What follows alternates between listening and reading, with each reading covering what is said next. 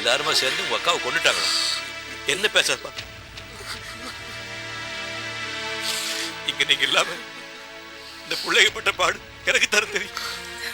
ஆஸ்பத்திரியில நீங்க உயிர் போராடிக்கிட்டு இருக்கீங்க. இங்க உங்க அக்கா என் தம்பி வந்து அக்கா வெளியவான்னு சொன்னாலே வரமாட்டேன்னு பச்சை தண்ணி பல்லு விடாம பூஜையில பார்த்து இப்படி வந்து பிடிக்கிறாங்க.